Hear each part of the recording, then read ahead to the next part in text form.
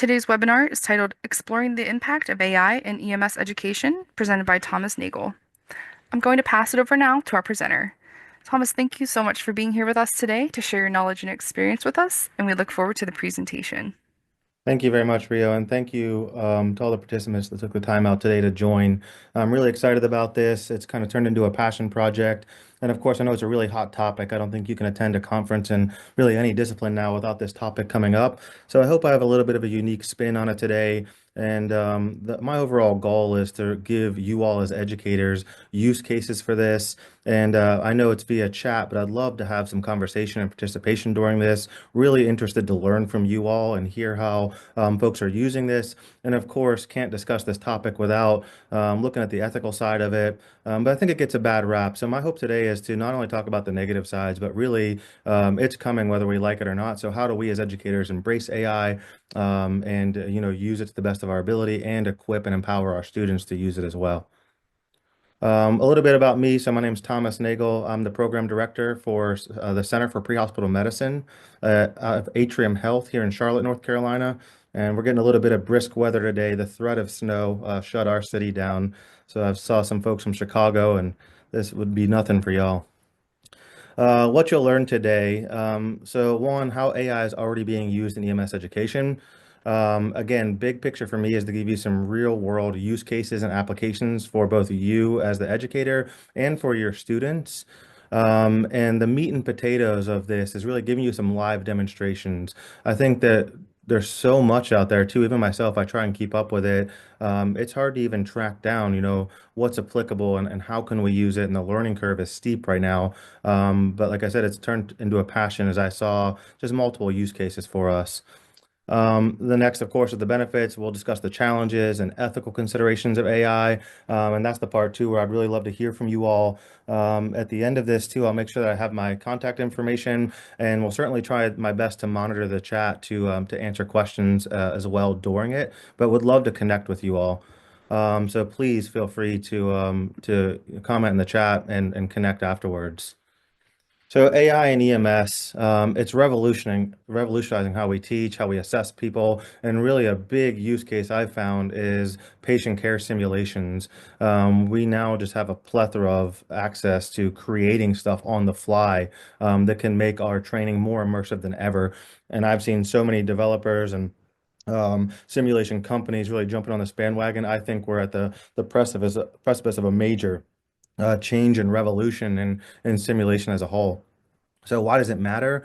Because AI has the ability to enhance our efficiency. That's the biggest thing I found with it. I feel like honestly I'm a superhuman with it. I don't know if I could go back. It helps me, keep track and organize my thoughts. Emails and things that I would spend hours crafting before. I use it, to really be my peripheral brain, as well as creating realistic, adaptive experiences.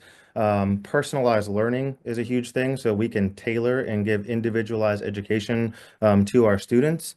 And I think that this will relate to students having faster decision making and also having access to information. I always tell my students, even, for the last 15 years, that this is no longer you have to go to the library, or you ask me a question and I have to go to the library and find the Dewey Decimal System and look it up. We all have the same access to information. That's a great equalizer between educations and students. Our job now is to be a liaison and transfer that information. So I believe we have to be using this tool, and the AI is certainly enhancing education in ways we could never imagine.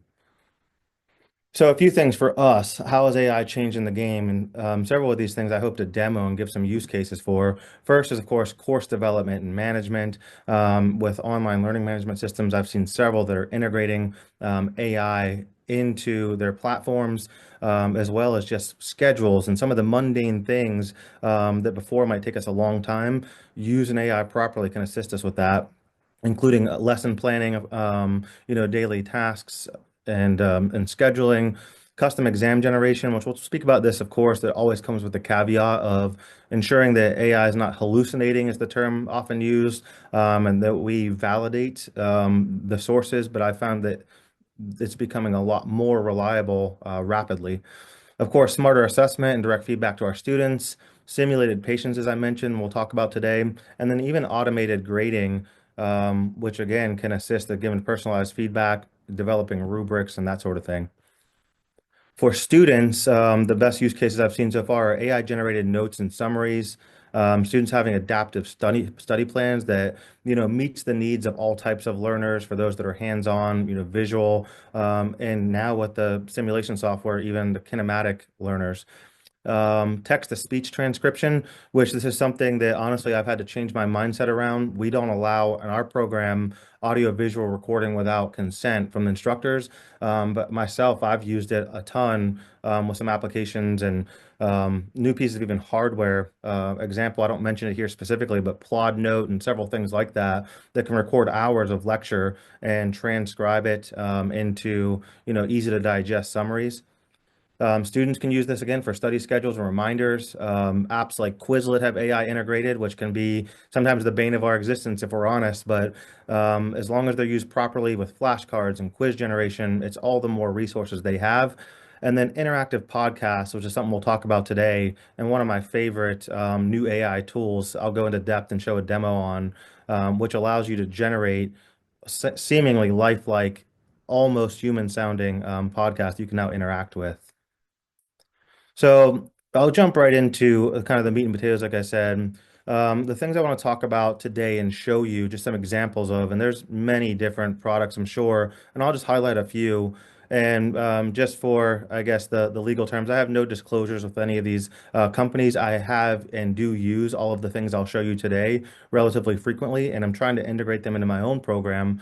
So that's why I speak to these. But again, if you have recommendations or ideas of any other tools that do these jobs or others within AI, please let us know. So the first thing we'll talk about is scenario generators, so tools for AI created EMS cases and scenarios. And I'll reference a company called NAEMSE, which has been fantastic in adding and implementing AI into their software. We'll talk about interactive AI patients. And to be honest, this is really what kind of lit the fire for me, is utilizing AI and now the advanced voice modes. I'll reference ChatGPT by OpenAI and demo their product, which is a paid subscription. Right now, it's $20 a month for their base plan. But I've seen now that even Google with their Gemini software and some of the other major players in AI have created things that are actually free and have very similar capabilities. We'll talk about AI assisted documentation. And in this example, I'll show you in real time how I can develop an app that can assist with either creating SOAP notes or in the case I'll show you, reviewing student SOAP notes. I try to look at, hey, what's my most arduous task? Where am I inefficient as an educator, as a program director? And certainly, auditing charts is one of those things that's a necessary evil, and I think requires some human oversight, but AI assisting has made that process better. So we'll talk about that. Clinical tools, I'm excited to show you something that's come out of the Charlotte region, an app called Cardio PM. That was a research project here by a local EM attending physician, Pendle Meyer, to give him credit, and Dr. Smith of Dr. Smith's ECG blog, if you're familiar with that, have developed an AI tool for analysis of ECGs, and we'll go into depth about that, and I'll show you a use case scenario. Lecture analysis and study aids. This is where I mentioned Google's tool with the interactive podcast and searchable notes based off of your own sources. It's just mind blowing. So I'm really excited to show you all that. And then lastly, I'll show you custom GPTs, so building apps, and this is the best way to think of it, or customized tools based on either local protocols, can be based on even your um, syllabi, can be based on programmatic rules, that sort of thing. But there's no limit to really what you can go in and build once you have a little know-how. I'm just going to monitor the chat really quickly and just see if we have anything as we're talking. The first one I want to talk about, forgive me, I'll go back, is MC. So I mentioned MC, and MC is a relatively new piece of software developed that is a skills tracker as well as a scheduler and calendar. And the really cool thing that they integrated AI into was their simulation builder. This simulation builder allows customized case studies based on parameters you put in with no two simulations being the same. And it can be used for students as well. So they have access to it. It's actually free free on the front end for educators. And this is a subscription-based service, though. We've transformed this platform just this year, and I've been just enthralled. The development team's been outstanding. They also now are allowing me to show you two things they have in beta that they plan to launch in the near future, which are EMS chatbots. And so I'll show you each of these. Forgive me for stealing my thunder here, but I'm going to go through, sense a theme here. I'm sure I've got varying ages here and trying to speak to all the different generations I knew when I was in school and this thing rolled into the classroom. It was going to be a good day. So we're going to cut to some videos here. And the first one we'll go to is I'm going to talk over MC and just show you quickly some of the AI tools that they have built in. So in this case, this is the main dashboard for the MC software. You can see quickly the scheduler and evals. But I'm going to go to their simulation tool. And in this, they have something called their simulation session, which is also a very unique thing I haven't seen in any other platform. It allows multiple students to be evaluated at the same time. So you can add multiple skills in if you're doing corporate scenarios. It's been a huge time saver, and that's not even AI. In this case, I'm showing the scenario generator. So I'm going to do a chest pain, put in a few parameters here. I'm going to do an adult, an ALS patient, select chest pain, and simply doing that. And now I'll click generate scenario. And I didn't speed any of these up because I wanted you to see real time. It'll take about 15 to 30 seconds usually. And I'll scroll down. It's based on the Google platform. And here it's generating the scenario based off the adult chest pain. And it will give me all of the parameters within this that is fully editable. And so I'll blow this up here so we can see it large screen. So in this case, I have the chest pain with a shortness of breath, all the learning objectives, all of my setup and tools, even my moulage information, dispatch, my scene survey, of course. And then it goes through, depending on the scenario, assessment for your initial through your pertinent medical history, as well as past medical history, and then exam findings by systems that pertain to your individual scenario. Again, this is awesome if you have, younger adjunct faculties or folks that, aren't good at developing this. It's a major efficiency. You can then edit these scenarios. So I'll make just a small change, and we're going to actually use this scenario. In every case, I'll give an example of after this. We'll play off of this. So we have an elderly male having chest pain, and I just want to say a recliner chair. And I can copy this, paste it, save it outside of this. So just incredible. That's the scenario building portion. And then I also want to show you in MC the other tools that I mentioned that are in beta. They've implemented something now that they're calling their learning center. So I'll show you that. Within their learning center, they have automatic AI prompts depending on scenarios they run, or even live patient interactions in clinical settings or in field time. That they have a pretty robust library already of about 1,500 different prompts that just give clinical pearls for whatever it is they were talking about. And it can just be a thought prompt. And I'll say that they're really forward thinking, the developers, and that we know that AI can sometimes be wrong. We'll talk about that at the end. They give the option for any user, student or evaluator, to mark it as negative or that there was incorrect feedback. That removes the AI from the catalog and sends it back to the developers to review so that multiple people don't look at the wrong or incorrect information. And the next two items are their preceptor bots, or their two bots. One is the Precepto bot. This is specifically for students, and I kind of like this. It reminds me of, a really good preceptor. It doesn't just feed you the answer.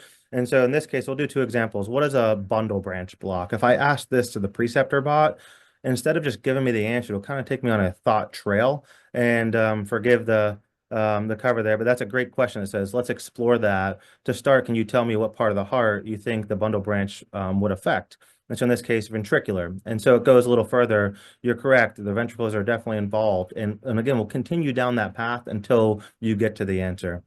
Opposed to the EMS Oracle, or their all-knowing bot, which is designed specifically as a large language model with EMS curriculum, empirical evidence-based data.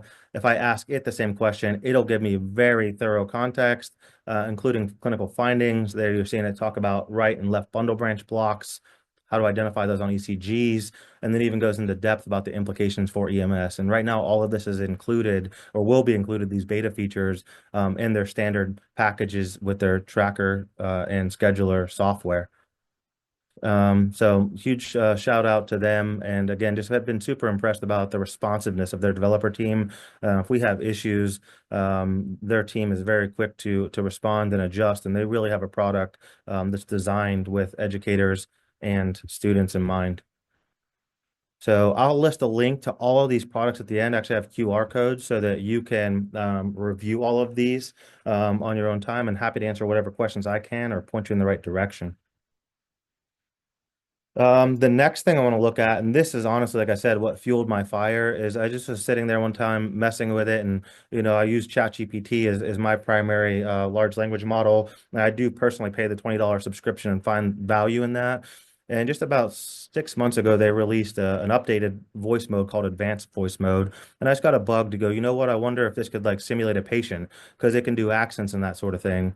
So what I'm going to show you at first is kind of going through my thought prompt, if you will, of just generating and speaking to this. But so you know, the setup for this took me about 30 seconds, and I didn't include that just to be mindful of time. But I basically just, hit the advanced button and said, hey, I'm an EMS instructor. I want you to act like a patient. In this case, I said, act like a, elderly male having chest pain, have all the history and, medical, medications, allergies that would be concomitant with that type of presentation. And I want you to sound and act like an elderly male and just go from there. And I ask it, do you understand? It says yes. And that's where this comes into play.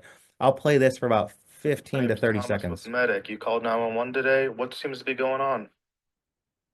Well, young man, I've got this awful pain in my chest. It's like a tightness and it's spreading down my left arm. It reminds me of the last time I had heart trouble. Well, I'm sorry to hear that, sir. What's your name? Name's Frank. Frank Johnson.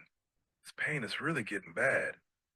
Pleasure to meet you, Mr. Johnson. Well, we'll do everything we can to take care of you today. How long has this pain been going on for you? It's been about 20 minutes now. It just started out of nowhere. And you said it feels like the last time you had heart trouble. What, can you tell me a little bit more about that and when that was?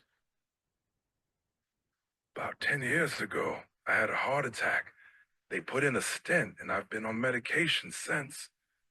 This I'll stop it there because you kind of get the gist. And I was just mind blown when I first interacted with that. My wheels just started spinning. How do we utilize this? Almost how do we, jump the gun on this to implement this into our training? And then I had a thought. Then when I first saw this about 4 months ago, well, how do you, make this seem like it can come to life? And to be honest with you, my technical know-how was maybe limited, or the availability of software wasn't there. But even in developing this presentation, and over the last 3 months or so, I was able to find a workaround. So forgive my technical skills, but just to give you an idea, I'm a complete novice, no programming history. I was able to bring Mr. Johnson to life using some AI video software that does lip sync. And I also know that there's a lot of research going into having like clinical physiology monitors that can even change vital signs. And again, some of the big names in EMS sims are starting to include these sorts of things. But just want to show you that a novice educator can create this. So here we'll pull down the PowerPoint, my presentation deck, and I will bring Mr. Johnson to life. So it's that exact same patient. And this did take me a little time just to mess around with and learn some video editing. But here's Mr. Johnson in real life. My name's Thomas with Medic. You called 911 today. What seems to be going on? Well, young man, I've got this awful pain in my chest. It's like a tightness and it's spreading down my left arm. It reminds me of the last time I had heart trouble. Name's Frank. Frank Johnson. Bad. Pleasure to meet you, Mr. Johnson. Well, we'll do About everything 10 we can. years ago, I had a heart attack. They put in a stent and I've been on medication since. Can you describe the pain to me? Tight, crushing feeling right in the center of my chest, and it spreads to my left arm and up to my jaw. So I'm still just mind blown that none of that's real. It's hard to even wrap your head around it. I just see there's so many potential use case scenarios for this, and for folks way smarter than I am, I'm sure, are ahead of this curve. But I think it's a really interesting way It would challenge you if you're already doing stuff like this or using any of these tools from professional developers. But this just means too, one, diversity, of course, the different types of patients that it's hard to simulate sometimes in a classroom, including, pediatrics to multiple ethnicities. It just makes the boundaries kind of limitless on what we can do. And I found too that having video for me is immersive. Instead of pretending and looking at a piece of plastic, I can go, no, this is the exact person you're seeing and how they present. So really interested to hear your all's feedback about that specifically. So we'll continue on with this case. So we'll take Mr. Johnson. And from this point, I want to talk about documentation. So here I can actually have it audio record. And of course, we have to be careful and mindful of, PHI and HIPAA. But I will say that even in our ER here locally, we're attached to a level 1 trauma center. The ER attendings and residents now have a piece of software that is listening to them do their interviews and is automatically producing their SOAP notes and saving them a ton of clinical documentation time. And I'm sure that we're not too far off of the realm of that being a possibility in EMS. In this case, though, I just used chat again. It just recorded the conversation that was happening, and I gave it a prompt to say, hey, put this in a SOAP format, and really wanted it to be somewhat vague for a purpose. I'll show you why, because I wanted to see, hey, if this was a student and they put something like this, how could they use it? How could they evaluate it? Um, and so, of course, it came up with the major things, the subjective here of a guy complaining of pain radiating to his left arm and jaw, kind of classic ACS, his history again, which is all just from the 30-second voice prompt, how he appeared, of course, the primary assessment, and it came up with the suspected ACS and gave several other differentials. And then, of course, it even gave the plan based off a protocol to titrate oxygen, administer aspirin and nitro, establish IV, serial ECGs, and recognize the need for a PCI facility, which I thought was incredible. And so what I did next is I took that recording and had it drop it into another large language model, very similar to ChatGPT. They also have a free version, and it's called Claude by a company named Anthropic. And it seems like there's almost an arms race, if you will, for AI developers to one-up each other, which I think is encouraging. It's driving down cost and increasing technical ability. In this case, I know I had the slide come in, and for some of my older generations, this is when you knew you were having a good day in class. And I'm still in the generation we had this too, the overhead projector coming in. And so in this case, I'll use that to show just briefly. This is just a Word document. I said, hey, format this, a little bit cleaner. And again, still have it be relatively vague and pretty much the same information we found there. It developed a SOAP note, a SOAPier note that would be similar to something that, a student might create. And so I wanted to know, hey, what could I do now to assess this or work with auditing this? And so on this next piece, here's for you middle ground between the rolling TV card and the overhead projector. If anyone had these, playing some of the games like Oregon Trail, I remember doing that in elementary school on one of these colorful old iMacs. And I'll show you a video real quick, and I wanted to do this again in real time. From a complete novice, I started with this prompt, and I rushed it a little bit. Create a visual tool where I can upload a paramedic student SOAP note as one whole document, and you provide areas of feedback and improvement. That was my prompt. Pretty simple, and all of this again is in real time. Now, I don't know any of the gibberish that's going to appear on the right, but even coding is now basically gone to just being plain text. If you can think of it in a sentence and learn a little bit about AI prompting, which I've started to get better at, then in about 35 seconds here, with all these squiggly lines I don't understand, it developed that app. That was not sped up. That's all in real time. And so it developed this SOAP note review tool. Now, the cool thing about these tools is that once you create it, you can share it with your students, with other faculty. Claude calls them, instead of apps, calls them artifacts. And so I've created this artifact. And now I'm going to go and show you demoing it. So this is that SOAP note tool.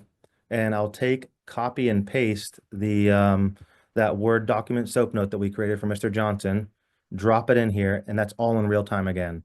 So instantaneously, it's reviewed that, and it will go through and score individual categories, like here in subjective, and talk about what they were missing, give them educational feedback from the point of an instructor, and then also give them examples on how to improve this. So it says, instead of no allergies, say no known drug allergies or environmental, being more specific. And all of these things you can copy and paste. You can edit these things as well. And I've started to use this some, even just, initial grading to assist my efficiency. And honestly, it's almost more accurate and less subjective than I am. And I read my 20th paper. I don't know if y'all can agree, but I'm not the same evaluators if I don't take a break as I was on that first student. So this helps me also maintain consistency. And again, all of that, is open to you, and kind of it's limitless. I just use the soap nose as an example, but would love to hear ideas too. If you all are using, again, anything like that, but building custom visual interfaces and apps, scoring tools as simple as like GCS, and entering parameters in, with entering almost no additional information, it can search its database and come up with some impressive things. Um, Take one moment here and just, Rio, do you see anything in the chat? Any questions at this point? I just want to make sure I'm not missing anyone. If you have questions or comments along the way, I certainly will allow some time at the end, for that as well. But I just want to make sure if anyone had anything pressing, I'll just take a brief pause. It doesn't look like at this time we have anything, so we're good. All right, perfect. We'll keep driving on then. So in this case, what I have up, and I challenge you to go ahead and take a picture of this, with your phone. Just scan this QR code. And this example, it's that exact tool I just showed you, and I've published it, as a public artifact, called it the Paramedic Soap Note Analysis Tool. And once you actually get access to this, it'll take you to the website. You may have to register, for a Claude account. And you can actually go in, and it's called remix the artifact. So if there was something you didn't like about what I created, you can say, hey, I don't want, the scores or the percentage scores. I just want feedback in plain text. You can modify the app that I made and make it better for your own use case scenario. And I'd love to start to see, other EMS educators creating stuff and, sharing things with one another so that we're not recreating the wheel. And I've already found too that there's a lot more out there than I would have anticipated with some of these custom artifacts and also custom GPTs or AI-based applications. So that being said, I'll move on to the next thing, which this is something that I'm proud is coming again from our region, from Atrium Health, of which my department falls under here in Charlotte. It's a level 1 trauma center, and Sanger Cardiology here is, really advanced in cardiac research. And like I mentioned, Dr. Pendle Myers, in collaboration with Dr. Steve Smith of Dr. Smith's ECG blog, have developed a tool. And you see little icons I have there, the Queen and the Heart. Just, when I started this presentation, it was still in beta and research mode and was called the Queen of Hearts Project. And in the last 4 months, they've had it fully developed. It was just running in a messenger app on Telegram, if you're familiar with that. It's like WhatsApp, and you would submit via basically SMS or text message, and it would analyze it that way. And they've now gone on to develop an app called PM Cardio, which was the former Queen of Hearts project. It's also been approved by the European, Health Council, and is, open for clinical use in Europe. In the United States, it's undergoing, FDA trials, which of course can be a long and arduous process, as we all know. But I anticipate that this will be something on the market, available and FDA approved for clinical use. But even now, you can have access to it. So it's free as long as you sign up. And again, I'll give the QR code link at the end of the presentation. And so I want to talk about, really how amazing this tool is and how it can be used for EMS. So what it does is instant ECG, AI digitization. So you can take a paper copy, and within 5 seconds, it will, go through and digitize it, which is awesome in itself. It'll do the interpretation under 5 seconds and can detect 39 different cardiovascular diseases, including STEMI, which of course, now the new nomenclature is switching to OMI, partly because of Dr. Meyer and Dr. Smith, which of course we used to call NSTEMIs, or STEMI equivalents. And really that nomenclature has gone away, and it's catching these, with very high sensitivity and specificity, faster than and more accurate than most human cardiologists. So it's smartphone capable. As a matter of fact, it's only smartphone, and it can work with any 12-lead ECG. You just put in the format, and will detect OMI. So the N STEMIs, as we teach our students, only 50% of STEMIs show up on ECG, and there's a lot of what we used to call STEMI mimics or STEMI equivalents, that really are occlusive myocardial infarctions, that this app has the capability to catch and give, recommendations. And you can also put in the clinical manifestations. So I don't know if there's any ECG gurus in here. This is also probably one of my favorite topics, but this is Mr. Johnson, the case we've been looking at. This is his ECG. And so even just a quick glance looking at this, feel free to comment in the chat if you're seeing anything. Before I say we used to play a game, STEMI or nah. And in this case, if you look at it, it's kind of some borderline, maybe elevation in 3, but it doesn't quite meet the standard criteria. If you're looking at it quickly, you probably see up there in V1, there's something going on. Nice, I see it. Inferior wall, right bundle, absolutely crushing it. So you're catching that already. And this one has some pretty complex things in it as well. If you go through a systematic approach, if you look at the rhythm here, it's kind of interesting. Might be some sort of AV block. You mentioned the right bundle. It looks like potentially a hemi block as well. And so we're going to take this ECG and I'll show you exactly what it looked like on the phone interface, running it through the Cardio PM app. So that's the exact image, uploaded it from my photo roll on my phone. It's digitizing in real time here, so about 5 or 6 seconds, it's processed. I put in the reason for the ECG. You can put in some basic demographics, so 72-year-old male, and right away it gives you the report. So it's showing a non-occlusive MI, but suspected non-ST elevation acute coronary syndrome. It's called ventricular hypertrophy, a high degree AV block, a bifascicular block, and of course the sinus Brady that's noted with that high degree heart block. Again, throwing it out for any of my other cardiology nerds in the crowd. Anyone know what that is? So if you've got a bifascicular block plus a high degree heart block,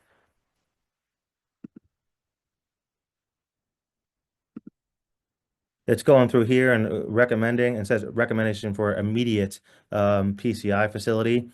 And will come down and give me an even further report. The more information I give, it's also assisting with accuracy and research. So by using this tool, you're helping to get this thing through FDA clearance. And truly, my prediction would be that in the next few years, as opposed to even faxing ECGs and sending them over. This is also really cool that it breaks down and digitizes each lead for analysis, like crispy clear, the kind of ECGs our students expect to see on final cardiology exams, and they don't know the artifact of bumping down a bumpy road trying to analyze these things.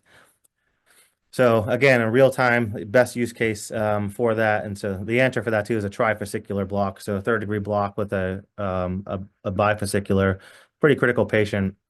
And so it also, at the end of it, will kick out a PDF report of this and says, of course, there's acute severity with very high confidence, calls accurately the right bundle and left anterior, and all the things we talked about, the high degree block, and then gives recommendations as well for immediate imaging and potential PCI.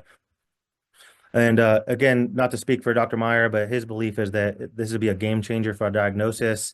It could be in the next few years, even that as opposed to faxing things and waiting for cardiologists to receive things on their phone, that this tool or similar ones might be present. And also angiogram too. So stat cardiac angiogram is becoming more and more capable, also with the help of AI. That before, if someone has a stroke or a ischemic stroke or hemorrhage, they of course go to stat angiogram. The capabilities never existed because of the beating heart, and now they're starting to. So probably high specific troponins, digital ECG, and maybe stat angiogram might be the cascade to get people to cath lab, properly and more accurately here just in the next few years.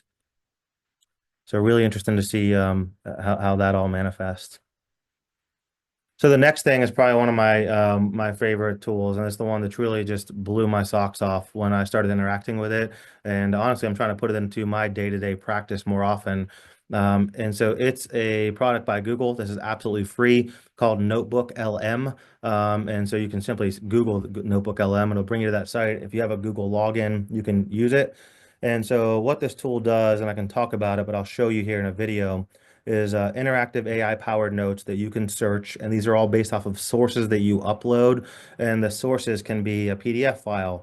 And the example I'll show you, actually recorded my lecture that I did on cardiology and had it transcribe it. It can reference YouTube videos. You can put 100 sources, up to 100 sources in any given notebook, and then with that, you can have AI-generated flashcards, FAQs. You can actually chat with your notes that are based off the sources that you uploaded. And the most impressive thing over here on the left is these custom AI podcasts that they keep improving. So I want to give an example of that as well. So forgive me as I step away kind of for a second and didn't know a better way than just to let the video play on this one. And now we're up to my speed. You can tell I have a certain propensity for a type of computer. And I'm going to let this play, and we'll look back through the chat as this goes as well. Be one of my favorites. And if you're not using this yet, I'd strongly encourage you to. It's really beneficial for both you and your students.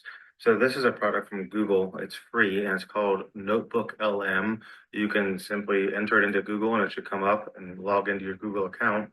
In this case, you can upload any source. It can be a YouTube video, a PDF.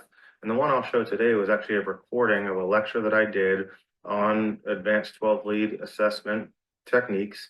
And so to save time, I'll go to that notebook where I took the lecture and also had it transcribed. It was about a 2-hour lecture, and so I loaded the sources here. You can have up to 100 sources. And in this case, there's a number of things this tool does. One of which is there's a multitude of, just from this lecture, I could generate a study guide.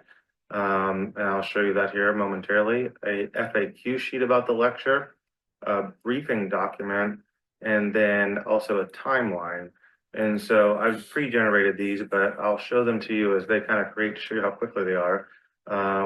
The first one here would be the study guide. And again, based off the content only in my lecture, it will bring up a number of different questions and then give answer keys.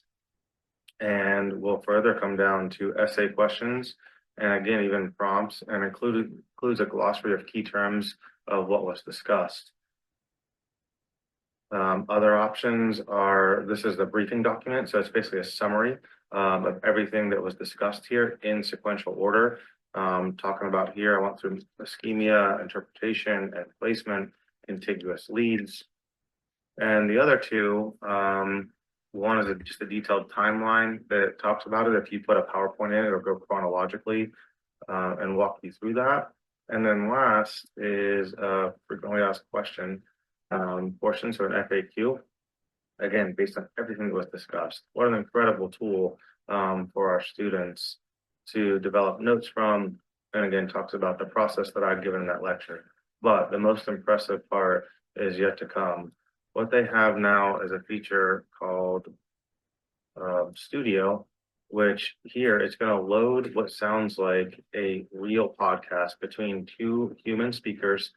And in this case, they actually have just added a feature where you can interact with this podcast. So it'll take just a moment here and I'll speed up time on the video so that we can get a glimpse of this feature.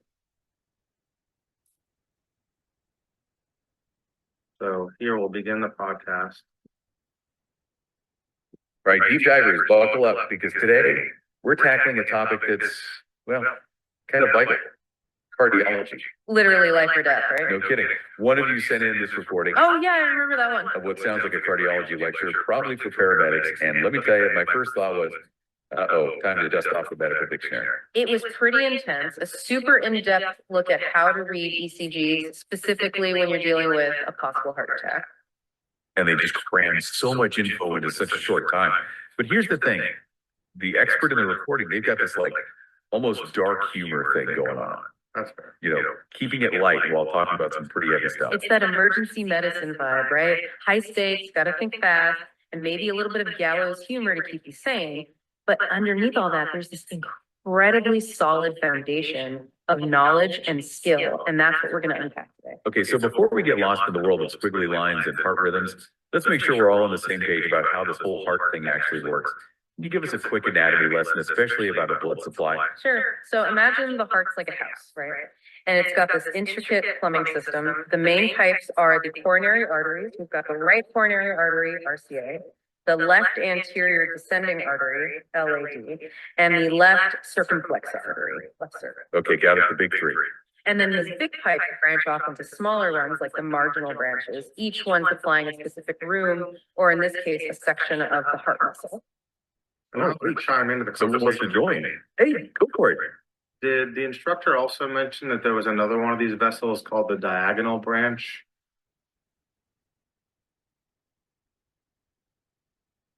You're absolutely right, and that's a great point to bring up. Yeah, thanks for chiming in.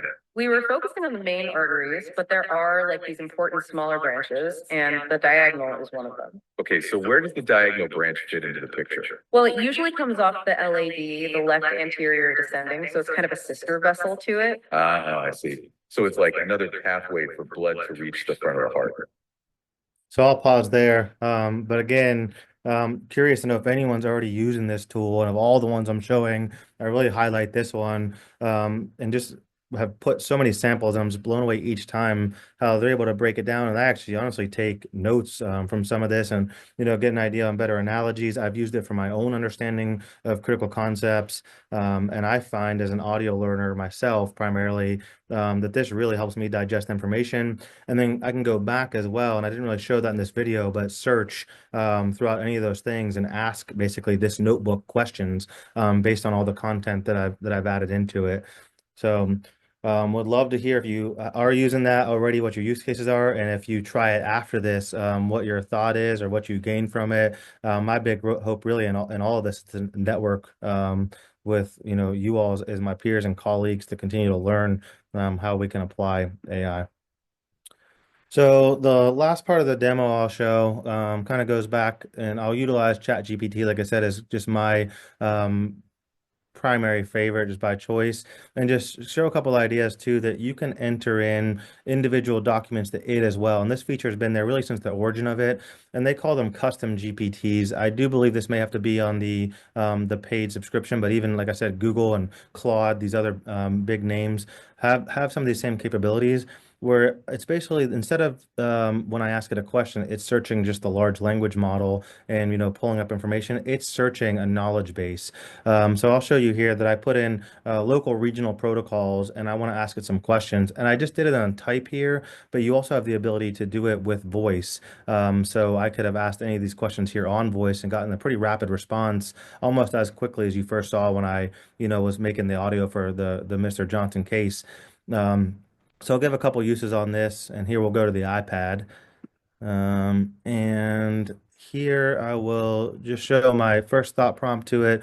And again, it's now referencing only our local protocols. So I ask it, what are the PCI facilities here in my local county in Charlotte? And I can also see this, that if it's, voice being in the back of an ambulance, to be able to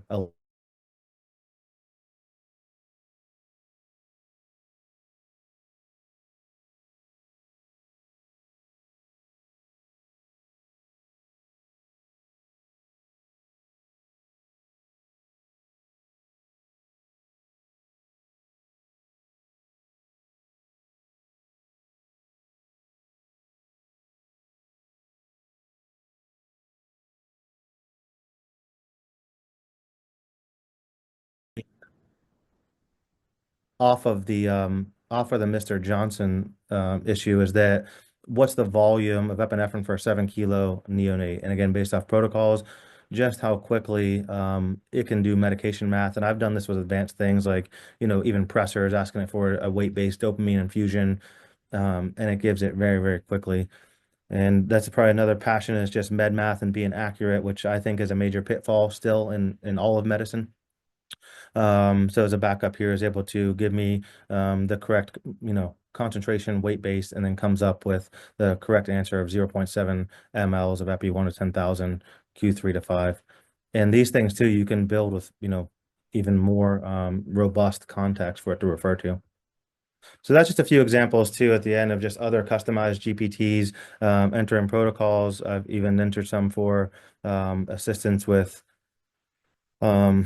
again, my own learning in different topic areas. I'll pause again real quick before we move into sort of the finality of this. As I mentioned, you can't have an AI presentation or conversation without bringing up ethics. It's this huge thing we all have to figure out with this. But Rhea, if you don't mind, I'll ask too. I haven't had a chance to look, because I didn't want to cover the video as it's playing. Are there any other pertinent or pressing questions or comments at this time? Just one quick question from Joseph, Sure. asking if the recording will be available after the conclusion, which the answer to that is yes. And then also asks if a list of AI references would also be made available. Sure, yeah, certainly. And so I have at the end of the presentation a QR code, and I'll pause on that screen so that you all can take images and get those links. And then again, I'll provide my email, and really hoping to collaborate with some of you, and we'll continue to put stuff out. Honestly, you asking that question gives me a prompt. Do we need some sort of database as educators? And I'd be happy to spearhead or work with anyone who wants to collaborate on putting this somewhere, a forum somewhere that just for EMS educators, we can share ideas would be a really great idea. And so the next portion, of course, is the ethics.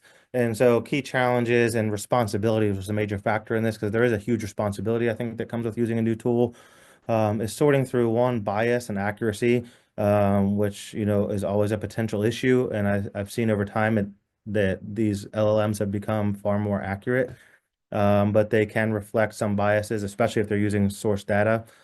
Privacy and data security is a huge thing. Of course, protecting our patients and student information with both HIPAA and FERPA. So ensuring that a lot of these tools are open-ended. Not many places that I know of now are, a closed down on a single server. So they are using the web, and so you're always subject and have to be mindful of data and data breaches and what you enter.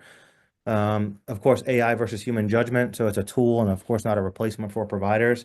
And then the last thing is the liability and accountability piece, which is who is responsible if AI gives incorrect information or if a provider follows that. And so we'll talk about that here in a moment as well. But ethical use requires that we're fair, transparent, and have safeguards in place, to prevent errors in its use, just like any tool. And so we'll give a kind of a brief case study here, something kind of just simple so we can have a little discussion. But a paramedic student asks AI to create a patient scenario for a class assignment. That's the origin, and the AI outputs the following. So a 45-year-old male with a blood pressure of 80/40 is having chest pain, administer nitroglycerin. Okay, that should raise some eyebrows. And so the reality here in this case study is, as we all know, the BP of 80/40 is too low. Giving nitro to this patient could cause severe hypotension and shock. And just going off the student submits the scenario without checking if the treatment's correct. But the instructor catches the mistake before the student uses it for training or runs a scenario with this or guides other students in corporate or peer-driven scenarios. And so this type of thing is just, again, a simple scenario, begs some questions. Is when AI gets it wrong, who's responsible? So is it the student? Do they have culpability and a responsibility to check? Should they have fact checked it? If the AI is wrong, does that excuse the student from responsibility had the instructor not caught it? And so that's, one thing to consider. Two, is the instructor wrong? Were the guidelines clear? Should that work always be reviewed before it's ever reviewed? And I'd say right now, kind of being on the forefront of this, my answer would be yes. How do educators teach students to question AI and even use it instead of just blindly trusting it? And that's true with anything. I mean, that's true with peer-reviewed literature and current research, that we should be questioning everything. And does the AI developers have any culpability? Should the tools come with disclaimers to prevent reliance? Of course, there's always going to be lawyers and attorneys involved, which certainly will be the case in implementing some of these tools, especially clinical practice. But can AI ever be trusted for critical EMS decision making? Just going to look to real quick in the thoughts and see what you're kind of saying to all that. So. Yeah, I love the ideas in the repository. If anyone has any specific on this too, and just thoughts or feedback. Um, the next thing too is then AI policy, and this is where I'm really curious to hear from you all. I haven't had much time to discuss, and it's actually hard to network. We're all very busy as faculty and program directors. But do you have a policy in place? And so I'll give an example. This is actually ours. So it's strictly prohibited for the use of AI to develop, create, modify assignments, patient records, or documentation. The use of AI for these purposes is considered a violation of integrity and be treated as plagiarism. And this is actually an addendum to our academic integrity and plagiarism.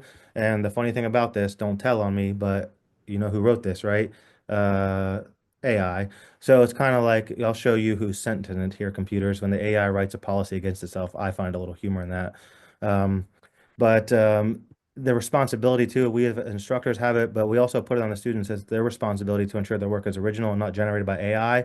And we can't get in the business of constantly policing this stuff because I can tell you, as fast as we can make an AI checker, there are apps being developed the next minute to humanize them. And so we really just have to instill into our students, I believe, just a really good code of ethics. But I also think that means allowing some AI use in certain areas and having clear left and right parameters on what's acceptable and what's not. And to be honest, I'm still struggling myself to figure out how to do that.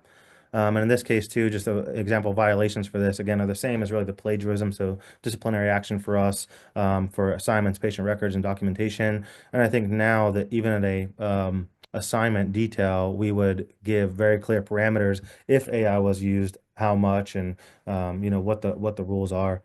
So here's where it begs the question, does your program have an AI policy? And if it doesn't, should it? And my recommendation would be yes. I would say honestly, if a program, even at the college level, even organizations, EMS agencies, don't have a policy in place now, that's probably a big liability.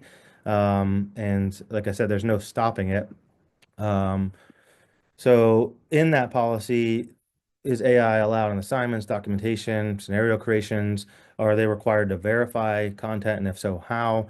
Are you verifying content and should you disclose that? I know like the common plagiarism checkers, like Turnitin as an example, have AI, and I've caught it being falsely flagging some students as having AI when truly it wasn't.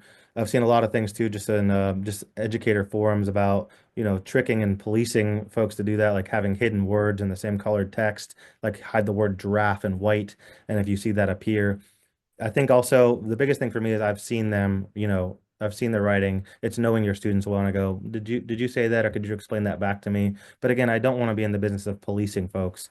But where's that line between the assistance and plagiarism?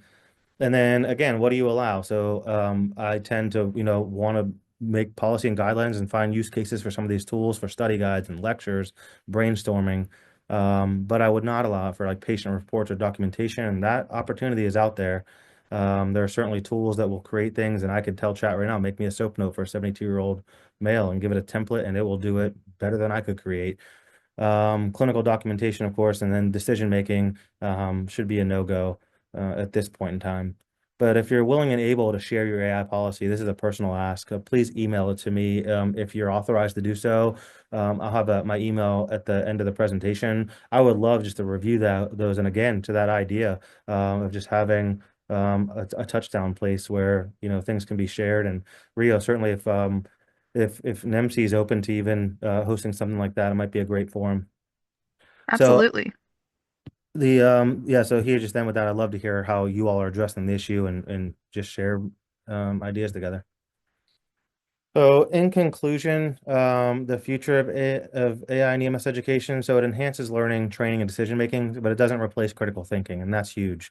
I've actually even found myself that like, hey, could I still, write a paragraph or come up with a synopsis of something? And I think we as human beings need to engage that part of our brain. You also need to encourage though wondering about things, having questions and not getting an instantaneous answer. And I'm guilty of that. It's no longer, if I have a question, I'm almost first to go to my peripheral brain and just automatically get satiated with that answer. And I don't think that that's good for developing critical thinking either. So it also requires clear policies, academic integrity, and validation of accuracy. And again, I think this is done through, inspiration, inspiring strong ethics into our students. And we have a responsibility to do that. And the AI tools can streamline documentation, simulation, and assessment to support EMS educators and providers. And so to close out here, I wanted to go ahead and provide so what's next. So as I promised, links to all these things. So try building some scenarios with MC, and I'll put these all up here in a moment. And I'll try and leave this screen up here for a moment. Using ChatGPT, of course, their base model is free. Simply going to that website will allow you to use one of their older tier models, which is still very impressive. It doesn't have the advanced voice, though, for free yet, but Google Gemini does. And you can simply just search Google Gemini on Google, and it'll bring that up. Claude was the app that I showed that I developed the Soap Note tool. So that's what they call, again, artifacts. So building custom artifacts with Claude. Would love to see examples of that. The clinical tools and the one I show is the Cardio PM. Again, that is free. After you sign up for an account, you get 5 free ECG analysis on there and can get a report. And I would encourage you to even show that to your students. I think it may be the next wave in clinical care. And then, of course, lastly is what I show is the Google Notebook LM. Again, completely free. And obviously one of my favorites. So I would challenge y'all to try that out, mess around with those podcasts and interacting with them, and even encourage your students to create some FAQs and go on there. My students heard me playing with it or enthralled immediately. So I'll leave this up for just a moment.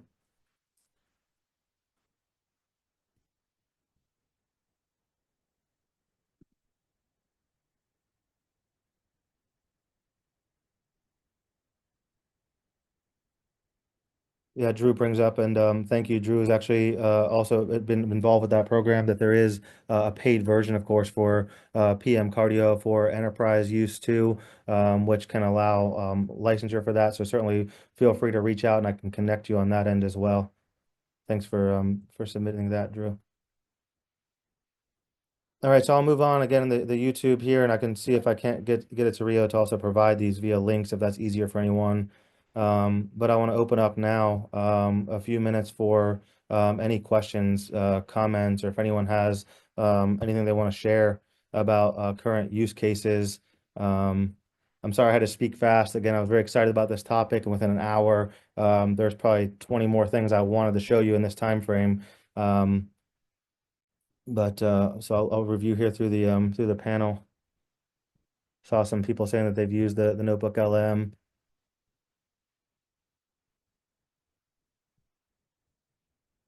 Yeah, happy to share my policy. I saw someone asking for that. Yeah, I'm happy to send my whole policy to anyone that's interested as well. Good catches on the ECG. I've got some fellow ECG nerds. That's awesome.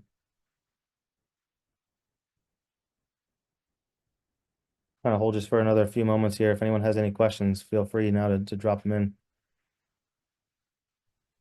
It looks like in the Q&A, Evan asks, what is the best free image generator?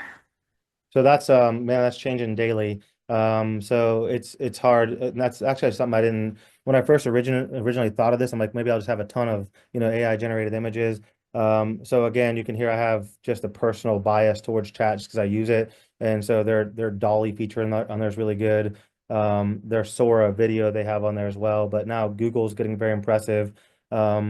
That's something off the top of my head I'd have to find because there's so many different ones, but a lot of them are kind of like smaller sites or have like micro subscriptions, and that's what I'm trying to find as well. Is so I don't want to have to use 90 different tools, but some of their photo realism has become incredible. I'll try and answer back to that more specifically if I can. If you would share your email with me, and I can try and generate a list of the ones I'd have to look back through my bookmarks, and happy to share that.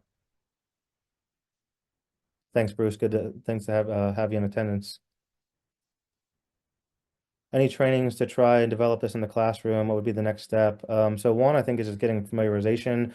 Two, I think the simulation, and I actually want to hear from big developers. And Sam, I know Lairdell and some of the other big names, CAE, are starting to implement this in their newer mannequins. But simply just talking to Google Gemini for free and saying act like a patient, and have them rate it.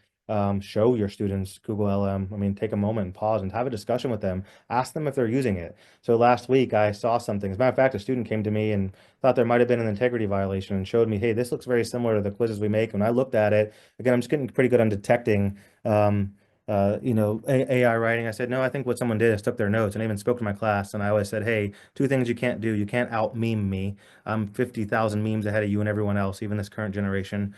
And I said, you can't out AI me, I don't think. And if you can, please show me so that I can catch up to you.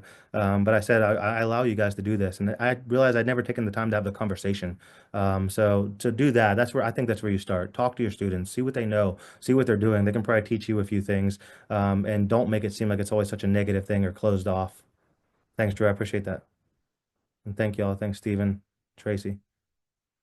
All right, so as we wrap up here, again, I'll show my email here on this next screen, and you see I'm a big fan of the QR code. If you click that, it's also not AI, but it's just a pretty cool thing. I found instead of conferences, an app called Blink. It'll link you and put it directly into your iPhone or Android contacts. So please don't be strangers. I think my phone number's on there. Feel free to even text me if that's easier. Send me emails, your policy, how you're using it. If you take something from this and try it and it worked well or didn't, I'd love to hear. And Rio, thank you so much for the time and this opportunity. And I really like the idea of the repository, having a place to share things and what's working. And so again, anything I can do to help manifest that, please let me know. Thank you all again for your time and your attendance today, your attention. I appreciate you all. And I hope you got something out of this.